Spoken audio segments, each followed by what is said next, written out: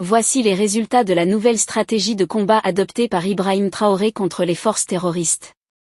Avant de vous dévoiler cette information qui contribue une fois de plus à rehausser l'image du Burkina Faso en termes de sécurité, j'aimerais d'abord vous inviter à vous abonner et à cliquer sur la cloche de notification pour ne pas rater mes prochaines vidéos. Avant-hier à Ouagadougou, la prompte réaction du 20e bataillon d'intervention rapide et des vecteurs aériens du 25 et 26 juin 2024 à Yamba, a permis de neutraliser plus de 150 forces du mal, et de saisir une grande quantité de matériel selon un bilan actualisé fourni dimanche soir à Aïbé par les sources militaires.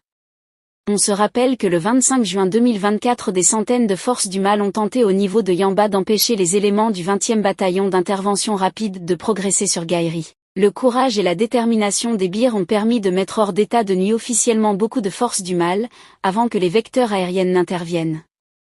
Ainsi, le ratissage du 25 et 26 juin ont permis de dénombrer plus de 103 cadavres de forces du mal sur le champ de bataille, et une cinquantaine d'autres qui ont été cramés par les forces venant de la part des vecteurs aériens. Les forces combattantes ont aussi saisi un important lot de matériel de guerre encore utilisable, mais dès que le 20e bataillon a repris le chemin pour Gaïri, des assaillants sont sortis de leur cachette pour fuir vers l'est sans savoir qu'ils sont observés depuis les cieux.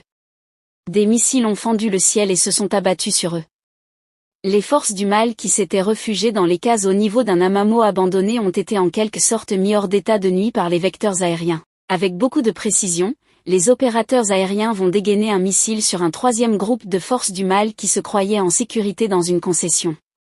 Plusieurs autres enfuis ont également été pourchassés et rattrapés par les vecteurs aériens et mis hors d'état de nuit, donc sur ces images vous voyez en quelque sorte un bref aperçu du bilan de ces différentes opérations.